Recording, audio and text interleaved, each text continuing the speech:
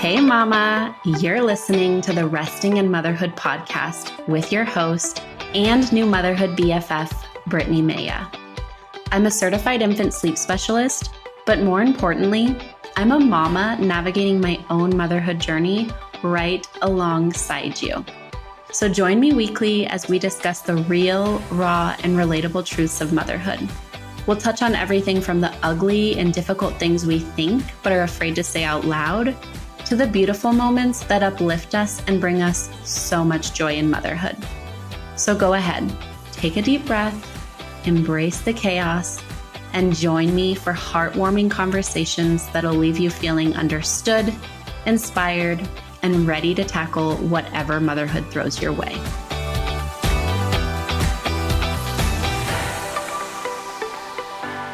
Welcome back to the Resting in Motherhood podcast. I'm so excited to sit down and chat with you today. I hope you're having a beautiful day, and wherever you are, whatever you're doing, I hope that you take this next 30 minutes, we'll see how long the episode is, but 30 minutes to just fill your own cup, really ground yourself and center yourself so that you can head into the rest of your day, or maybe you're heading into sleep, but head into the rest of your day feeling a little bit more refreshed, rested, so that you can rest in your role in motherhood. And speaking of resting in your role in motherhood, I wanted to share how I'm currently finding rest in motherhood. And it's not actually right this second, but Lila and I just went up to our family cabin up in the mountains where we spend a lot of our time in the summer. And our bedroom up there has two beds, like two full-size beds for like if the whole family goes up there and we need more space. And I've always slept with Lila in that bed, in one tiny, well, it's not tiny, but one full-size bed. Our bed at home is a king. It's a very big bed. So when we go up, I've noticed like the last 3 times that we've gone up, I just cannot sleep at night because she has her feet buried in me all night long, or I get an elbow to the face, or I get a head to the face, which we're actually experiencing some of that in our bed at home too, which cracks me up because I was actually thinking this morning, like, how funny is it that many families will sleep like 2 parents and 2 children in one like king size bed? I don't know how you do it. You're amazing.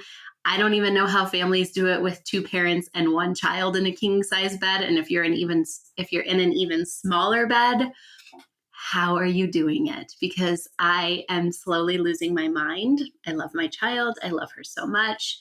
But I'm getting really sick of waking up to feet in my back or whatever, like I said, an elbow to the face, which is rarer in our bed, but does happen. And it's actually funny because this morning I woke up and I like felt something in my head and I was like, oh my gosh, is there a spider crawling in my head? And it was just Lila's toes just chilling in my head, which leads into where I'm going with this story. So we were up at the cabin and I was like, I started the night next to her. Well, I supported her to sleep. Then I went out to the living room. I was watching TV and then I came back in. And I like laid in bed to read my book with her or next to her. And she started already like putting her feet into me. And I was like, I cannot do this tonight. I'm going to move to the bed, which is like 4 feet away from this bed. And then when she wakes up in the middle of the night or whenever she wakes up, I'll crawl back into bed with her. So I had 0 expectations. I slept in the other bed. She didn't even wake up until 5 a.m.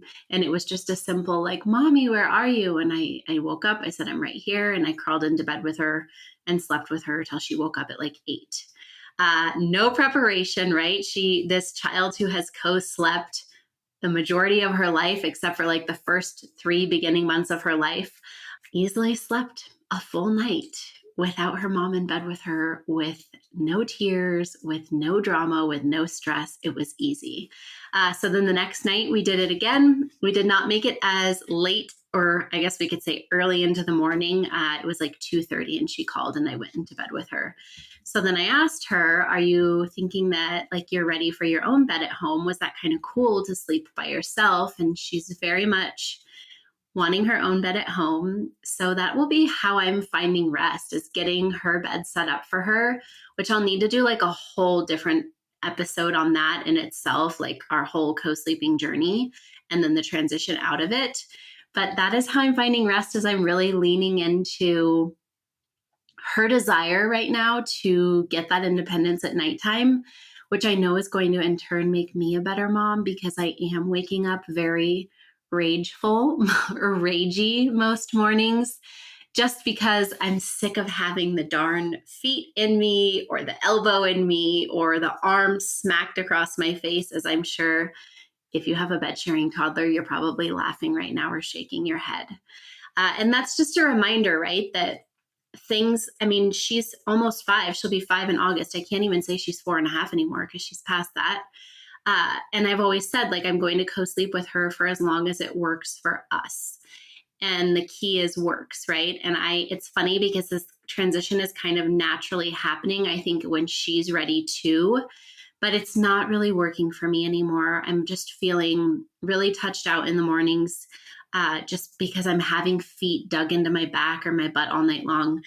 So this is a reminder that there can be normal, and then there can be something that's not working, right? So if it's working for you, great, keep doing it. If it's not working for you, if it's not feeling sustainable, if making this change is going to help you show up as a better mom, this is your reminder to make the change if something is feeling unsustainable, whether that be night weaning, whether that be transitioning out of bed sharing, transitioning to independent naps, transitioning to a partner supporting your little one to sleep, transitioning away from rocking to sleep, or anything like that. If there's a transition that needs to happen, if you know it's time, this is your reminder that you can do it in a loving and gentle way.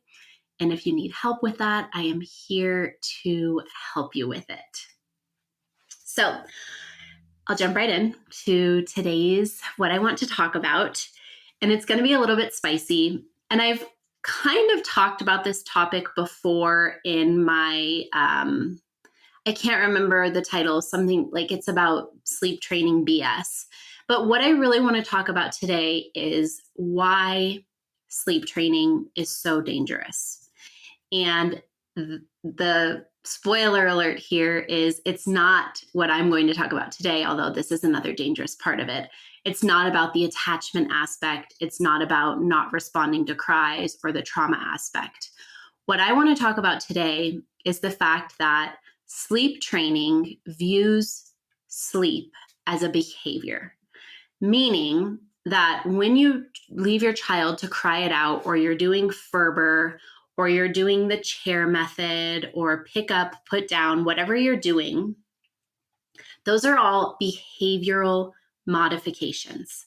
They have absolutely nothing, and I mean nothing, to do with sleep.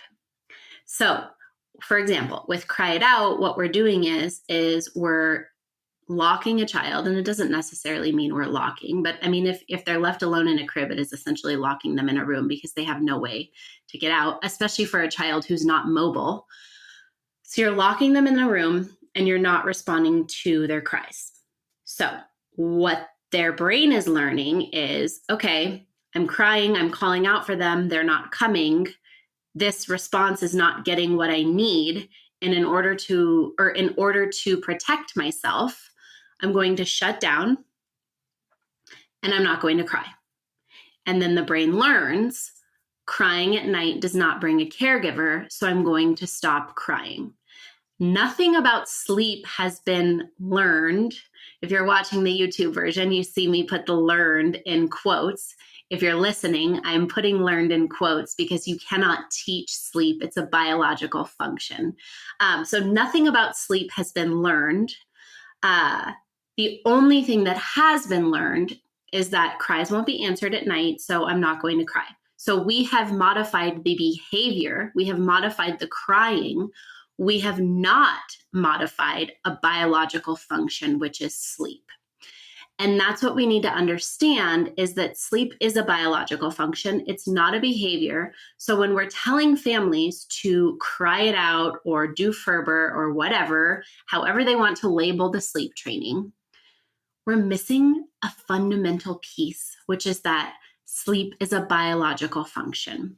And then to go a step further, we're missing the fact that what sleep trainers are selling or trying to make us believe is not actually a biological norm. So we're being fed this lie that babies can sleep 12 plus hours at night or do an 8-hour stretch, or by the time that they're, I think they say 15 pounds maybe, by the time that they're 15 pounds, they don't need to be eating at night. Or by the time that they're 6 months, they don't need to be eating at night. All of these arbitrary made up things are not in line, biologically speaking, with how babies sleep.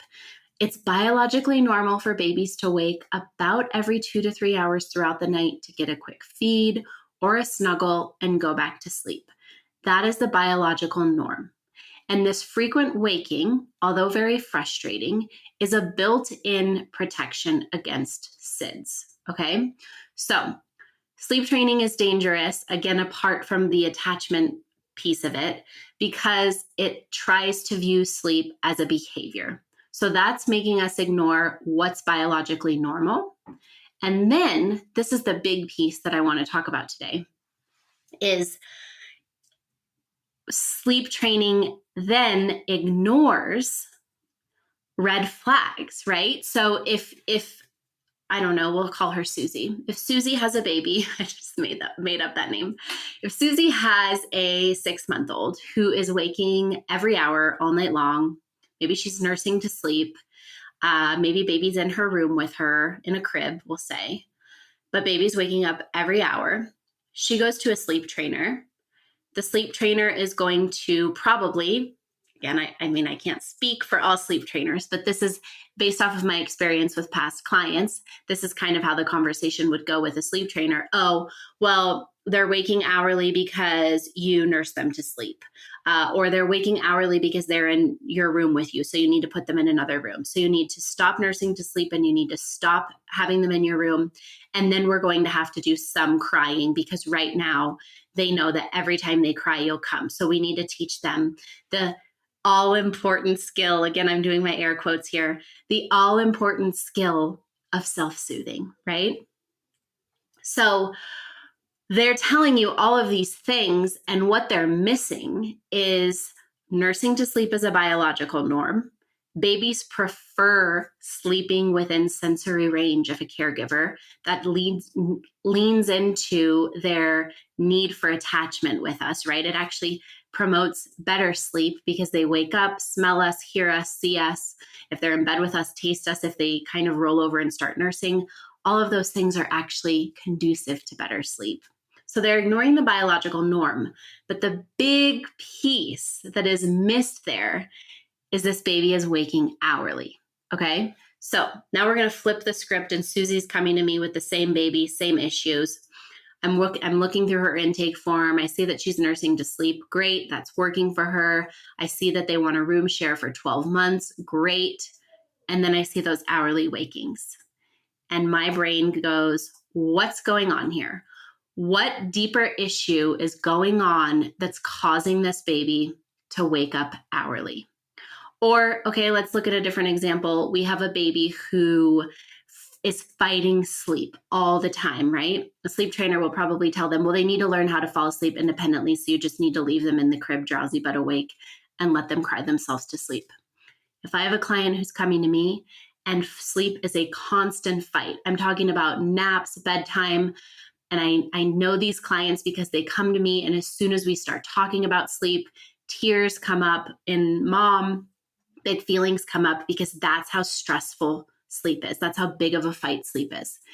These are all ding, ding, ding, ding, ding, red flags to me, or signs that we need to be looking into what the red flags are. And that is the most dangerous thing about sleep training, is it's putting a Band-Aid over a much bigger issue, right? It's forgetting, or not forgetting, it's ignoring the biological norm, but that also really frequent waking is not the sign of a bad habit. It's not the sign of a child who doesn't know how to self-soothe. Really frequent waking or big sleep issues are a sign that something is going on that we need to dive deeper into so that we can resolve them and then make sleep better. And this whole podcast episode, even though it's like something I've always had in my head, it came right now because I don't know if I've shared this on the podcast. I've shared it on my Instagram, but I'm kind of doing like a whole deep dive into Lila's health and my health right now. We're both seeing functional doctors, different doctors. Hers is obviously a pediatric functional doctor. But one of the things that really spurred me to go to this functional doctor is for the last maybe 18 months, Lila will have these, and I'll call them episodes for lack of a better term. She'll have these episodes where she'll wake up in the middle of the night and she'll start crying that her feet are hot, her feet are hot. And some nights it's a quick, like I can rub magnesium lotion on them and she goes right back to sleep. Sometimes it's then like she's waking up every hour after that and I'm having to give her a foot massage. And in my work and sleep, I know that something is going on. And my first inclination when this started 18 months ago was I need to put her on an iron supplement. She needs more iron because, again, in my work with families, very frequent waking or extreme restlessness is a sign to me that we need to be looking into ferritin levels, which is iron stores. So when this started 18 months ago, I got her on the iron supplement. I had been supplementing, and I would say it got better for a while. And then maybe in the last 6 months, it really got bad to the point where one night, we live with my parents, if you don't know that. One night, Lila woke up at like 10 o'clock at night, and my mom came up because Lila was like screaming, crying. Like my mom was like, is everything okay? Like freaking out. And that was a sign to me like, okay, obviously something deeper is going on here. I need to be digging deeper. I need to get her into a functional doctor. We need to be looking into what's going on. So we did all of the functional blood work and I was not surprised, except I was actually a little bit surprised that it was still low because I had been supplementing for a very long time, but her ferritin levels, ideally, especially for sleep, we want ferritin at 50 or above. Her ferritin level was at 31, which I'm actually surprised. I thought it would be lower. I work with clients, sometimes ferritin's like 9 or 13, and that is a really big sign to me that we need to get iron and ferritin up. So in discovering that, we now are going to have her on a heavier dose of iron, which I don't love because it's hard on the stomach, but we need to start working on this to resolve this. And as I was like, we were going through this, I thought about how glad I am that I have my background in sleep and that I didn't just see these hot feet as like, I don't know, manipulation, right? Like, because when it first started happening, even though I have my certification, I was like, I'm going to Google this. And like one of the first things that came up was literally, they called themselves a doctor, but it was like, your child is manipulating you if they're complaining of like hot feet at night. How random, right? Like she's not manipulating me. She's waking up in pain. And so if I didn't have my background and I went to a traditional sleep trainer, they would tell me something like, you just need to leave her in her room. And this key fundamental thing would have been missed in her health. And I see it time and time again, especially with my 0 to 12 month clients, where maybe they did work with a sleep trainer and they tried the sleep training and then their child continued to wake hourly. And that is an issue, right? If this hourly waking is happening or the fighting sleep is happening, leaving a child to cry is not going to resolve whatever is going on underneath the surface. And actually what we're teaching our child is, you could be in danger, you could have a need, but I'm not coming at night, so don't cry out for me. And so we're missing something big that's disrupting sleep. And so in that first year of life, some of the big ones I see are low ferritin, airway issues, whether that be enlarged adenoids, whether it be a tongue tie that's causing the tongue to kind of flop back and obstruct the airway, high palate, food sensitivities are another big one. All of these things. I actually had a client who, when we first started working together, there were some hourly wakes. And then they actually got worse. So we resolved, we got tongue tie released, we got body work done, and we were in a good place with sleep. And then about, 8 months later, the hourly wake started coming again. And so we chatted again, we talked, and I was like, it sounds to me like something is going on with the airway. I think we need to dig deeper here. We had already gotten the tongue tie released. So it was like, let's send you to the ENT. They go to the ENT. They had to do like a full scope. And when baby was laying, he wasn't a baby anymore, toddler. When toddler was laying down, I can't remember the size, but I think that they said the airway was like the size of a pea. Like that's all the air that was getting into that child. And if they would have gone to a traditional sleep trainer, this would have been missed. And that's what's so scary is I do not want to group myself with them. Sleep trainers are selling this lie and then telling them that it's now they're marketing it as like gentle if they're doing pick up, put down, or Ferber. But they're ignoring the fact that like if something big like that is going on with sleep, leaving a child to cry is not going to solve it. It's going to put a Band-Aid on a gaping wound, and it's going to ignore something that we really need to resolve, right?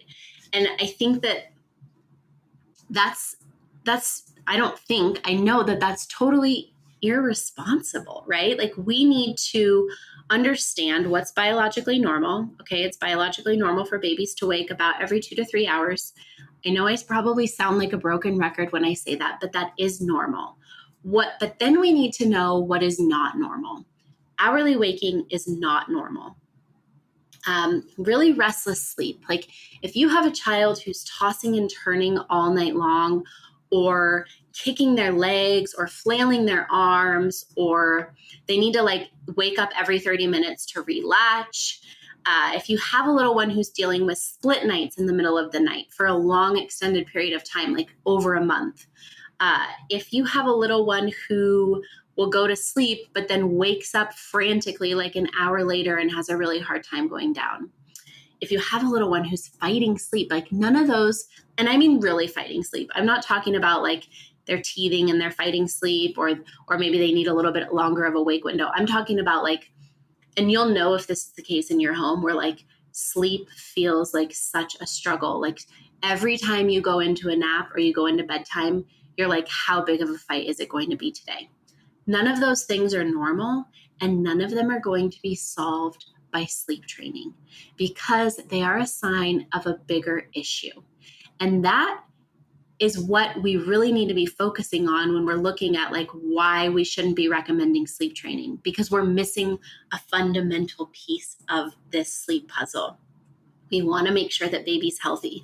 We want to make sure that there's no underlying issues going on so that sleep can gradually get better, right? So that we can get to those 2 to 3 hour stretches, and then 3 to 4 hour stretches, and then 4 to 5, and then 6+, right? Like gradually getting there.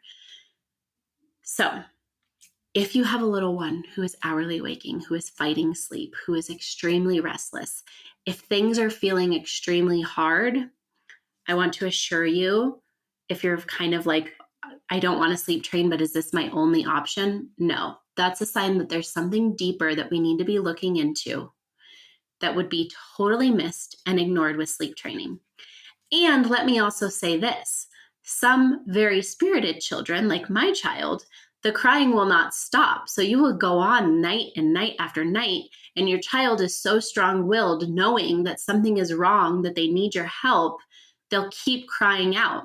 So then we have something that we're doing that's causing us a lot of stress. It's causing our baby a lot of stress, and we're still not even touching the surface of what's going on underneath. And like I said, this whole thing with Lila and her ferritin was really like a big eye-opener for me, even though I know all of this, right? But I just was thinking about it since it hit so close to home of like, I'm so glad I was there to advocate for her, because I can't imagine in a family where maybe they do reach out to someone and they're like, nope, they're manipulating you, or just don't go into their room. How sad that child has a parent who's been told this, and really all that child needs is a parent to advocate for them and see what's going on as a sign that something deeper is going on. And just like before I did my sleep certification, I've shared this in my episode on Lila's sleep journey, but Lila woke hourly the first year of her life. Little did I know then, until I did my sleep certification, that she had a tongue tie and a dairy sensitivity. That poor girl was tight from her tongue tie. Breastfeeding was a mess for both of us. She was swallowing a ton of air. She was uncomfortable because I was eating dairy. Then when she started solids, I was offering her cottage cheese and yogurt. She was so uncomfortable. And I wish I knew then what I know now, because I would have had the tools to get her more comfortable much earlier on. But what I'm so glad that I didn't do was sleep train, because I would have put her through a lot of trauma. I would have put myself through a lot of trauma. And at the end of the day, she would have still been uncomfortable. And if she would have stopped crying, if she would have taken to sleep training and just stopped crying, she would have still been waking at night. So her sleep quality wouldn't have been good. Maybe I would be sleeping better, but she wouldn't be. And I think we really need to think about that when we're looking into sleep and looking at things that are really unsustainable. Are they unsustainable because something deeper is going on and we need to look deeper? Are they unsustainable because simply what we're doing is not working? Either way, we can resolve the issue and still not sleep train. So if your little one is having any of these big red flags, or if you're just at a place where things are not feeling sustainable, I want to remind you, you do not have to sleep train. I am here, right, to support you, to help you. I have my toddler course. I have my 0 to 12 month course. I have one-on-one openings. Let's work together to get you to a place where sleep is sustainable and address those red flags that are going on so that we can get your child sleeping better and get your child more comfortable. If you have any questions, as always, feel free to shoot me a DM, shoot me an email. Let's chat about things if things are feeling really hard. I'm wishing you a beautiful day. Let's meet up next week too. Make sure to subscribe to the Resting in Motherhood podcast on Apple Podcasts, Spotify, or wherever you're listening. Want to continue this conversation? Head to the show notes for this episode at restinginmotherhood.com/podcast. Or connect with me on Instagram at resting_in_motherhood.